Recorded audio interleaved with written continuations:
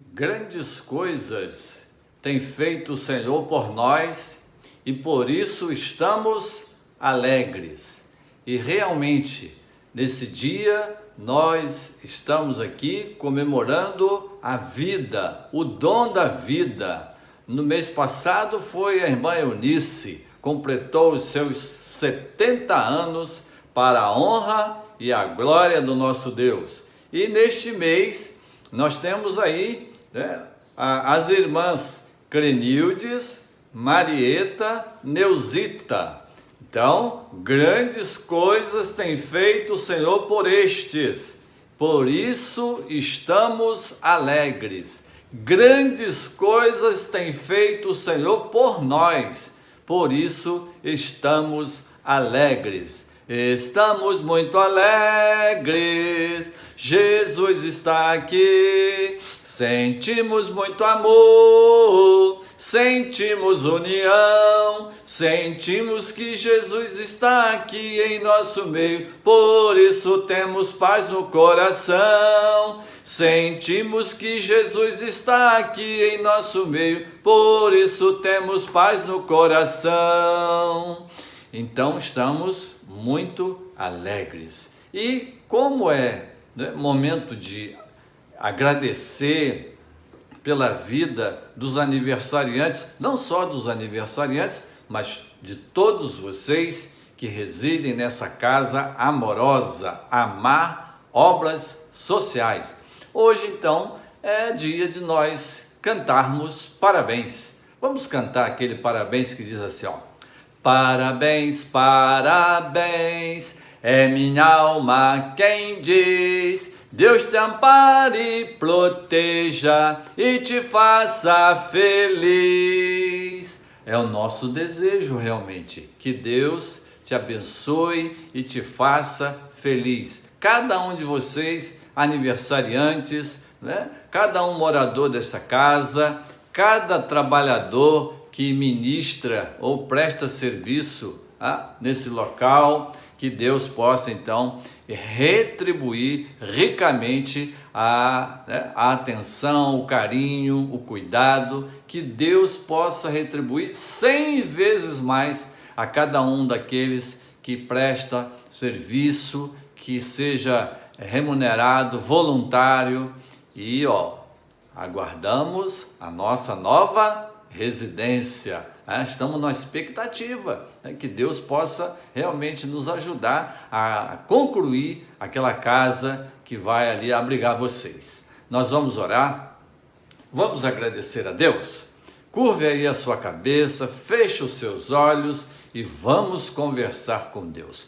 Eterno Deus, Pai amoroso que nos assiste nesta hora, queremos te agradecer, meu Senhor, por mais esta oportunidade, por mais este momento e também, ó Deus, Pai, expressar ao Senhor a gratidão do mais profundo do nosso coração pela vida de cada aniversariante. Oh, meu Deus, cuida da vida deles e dá, ó Deus, que os seus dias sejam prolongados aqui sobre a terra. Não somente estes que estão aniversariando, mas também, ó Deus, todos os moradores desta casa.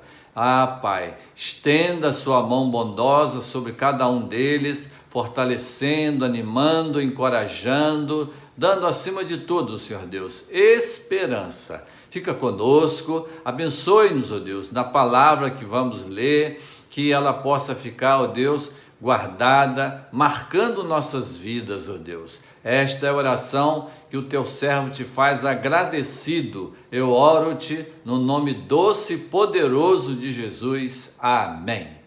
Sendo assim, nós vamos estar continuando aí a meditar naquelas expressões que já temos visto, que fala-nos das qualidades ou das características apresentadas pela palavra de Deus da vida de Gideão.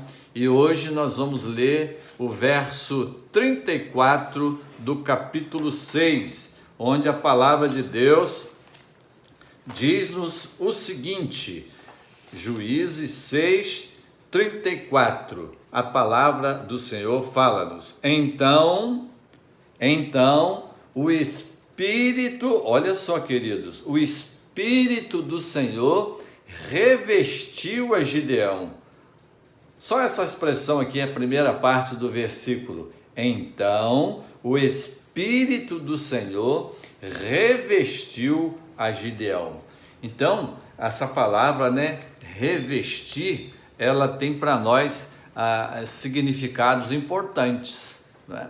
Revestir significa vestir duas vezes, né? Vestir duas vezes. Então, Gideão, ele foi revestido pelo Espírito de Deus, porque para a missão que Deus estava dando para ele executar, realizar, já falamos aqui, uma missão difícil, não foi?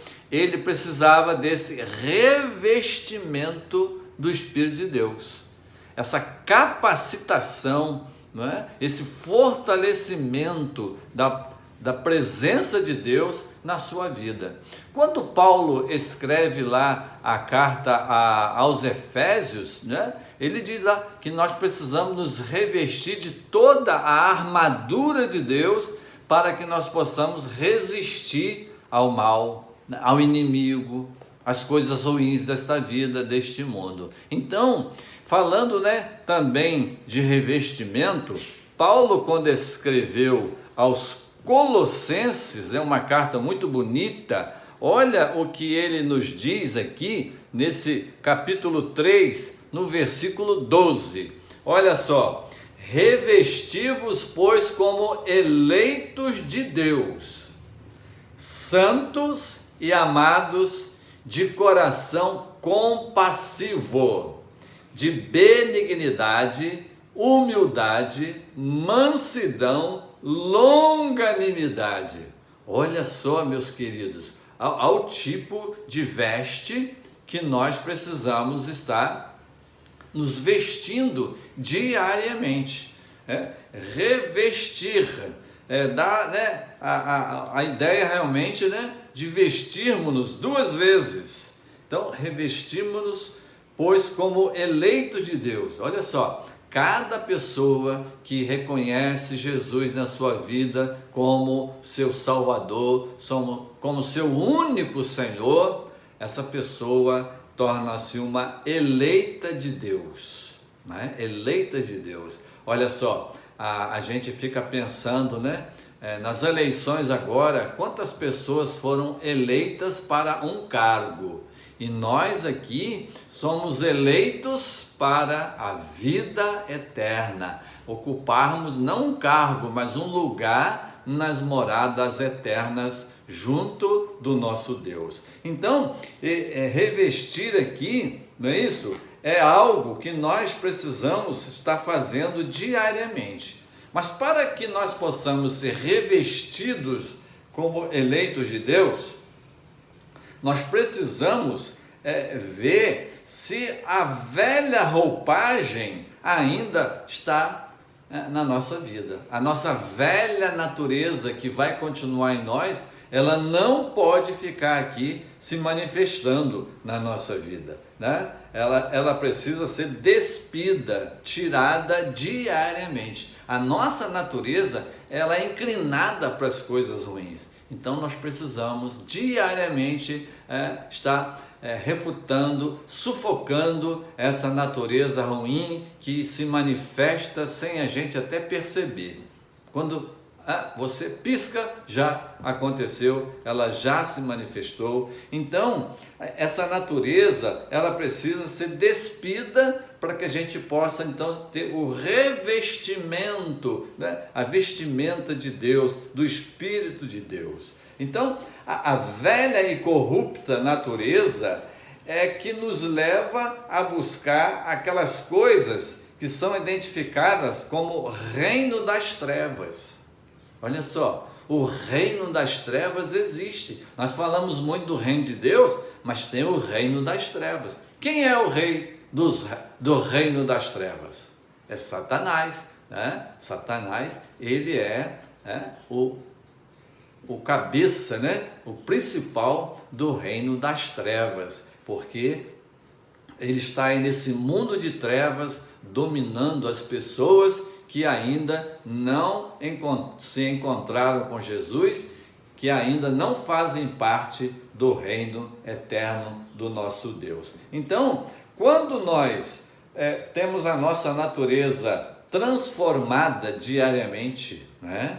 Nós somos transformados passo a passo, né? Chamamos isso de santificação. Então, a nossa natureza, ela, né, é corrupta, que só tende para o lado errado, nós temos que estar trabalhando essa natureza ruim. Você quer ver uma coisa que atrapalha muito, que existe na nossa natureza humana caída? É o orgulho. Aí não tem ninguém orgulhoso, na verdade. Graças a Deus, nesta casa não existe ninguém orgulhoso, né? Pomposo, autossuficiente, não é isso? Então, se há alguma coisa que não deve existir na vida do crente, são essas coisas. Uma pessoa, por exemplo, que só pensa nos seus próprios interesses, egoísta, não pensa no outro, né? Tudo para si, não pensa no outro. Quando eu falo isso, eu lembro sempre da experiência do Mar Morto, né? Um mar onde não tem vida. Lá ele tem esse nome porque ele só recebe. O Mar Morto, ou Mar Salgado, né? Ele só recebe, ele não dá, ele não compartilha, ele não divide. Então, queridos, diante de Deus, nós não podemos, né, estar como um mar morto. E olha só, houve uns anos atrás que nós fomos lá nesse local onde existe esse mar. E tem um fato interessante lá: você não consegue mergulhar nestas águas. Ele te faz flutuar.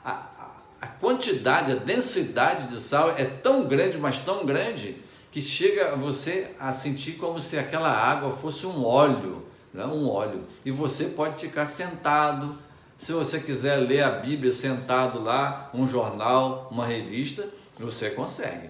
Então, nós precisamos estar revestindo-nos, assim como Deus revestiu a Gideão para aquela missão importante. Deus também hoje está nos revestindo como eleitos dele, santos e amados de coração. Olha só, santos e amados de coração. Santos, quem são os santos? Santos são todas aquelas pessoas que foram lavadas, regeneradas no sangue de Jesus Cristo. Tornamo-nos santos quando Jesus lava o nosso pecado, limpa o nosso coração. É como a irmã Melinha canta: meu coração era preto, né? Meu coração era preto, mas Cristo aqui já entrou. Olha o que o sangue de Jesus fez: limpou o coração. Então, o nosso coração precisa também que nós promovamos limpezas diariamente de sentimentos ruins que às vezes querem criar raízes no nosso coração, não é verdade? Então, santos aqui são todas aquelas pessoas que já passaram pelo novo nascimento, né? Que agora estão caminhando no caminho da santificação.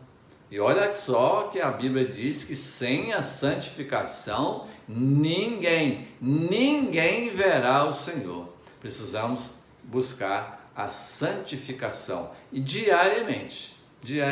Nós estamos num processo. Então, além de santos, ele fala aqui de amados, né? Amados de Deus, amados, que coisa maravilhosa, né? Deus nos amou. Temos aqui a menção do amor de Deus, aquele que enviou Cristo ao mundo a fim de salvar aos homens. Não é isso que nós lemos em João 3,16, que vocês conhecem bem? Vamos falar juntos? Porque Deus amou o mundo de tal maneira que deu o seu Filho unigênito, para que todo aquele que nele crê não pereça, mas tenha a vida eterna. Então, amados, né? Nós somos amados de Deus.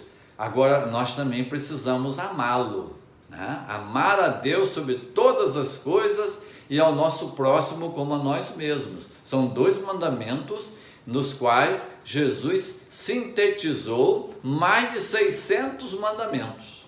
Mais de 600 mandamentos. Amar a Deus sobre todas as coisas e ao nosso próximo como a nós mesmos. Então, a gente precisa tão somente observar, né, o que a palavra de Deus diz. Ainda aqui nesse versículo, além de amados de coração, ele fala de sermos compassivos. Compassivos. Olha só que coisa maravilhosa. Compassivos, misericordiosos, afetos, né? Afetos, afetivo de Deus, afetivo dos irmãos. Aí entre vocês deve existir, né, esse clima, esse espírito, né, de afetos, de misericórdia. Como que nós precisamos exercitar isso, né? Quando ele fala aqui desses afetos, né, é preciso que a gente olhe para dentro de nós, no mais profundo do nosso ser, nas nossas entranhas.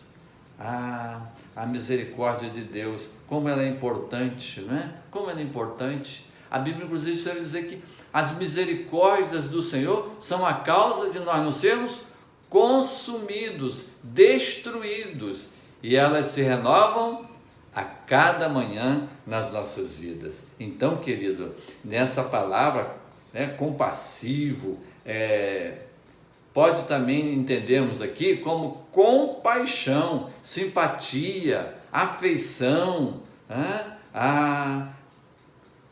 que nós, né, que em nós não falte essas qualificações, essas características, assim como na vida de Gideão e assim como nessas que o apóstolo Paulo está recomendando para nós aqui na sua palavra. Portanto, querido, vamos nos exercitar nessas coisas, não é isso? Porque elas são produtivas e como nós sabemos, né, que Deus ele é rico em misericórdia, precisamos então exercitar misericórdia, né? A misericórdia deve ser o nosso lema, de seguir o exemplo dado por Deus.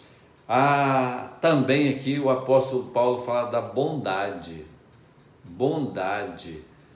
Meus queridos, nós somos aqui, né, diariamente necessitados da bondade de Deus nas nossas vidas.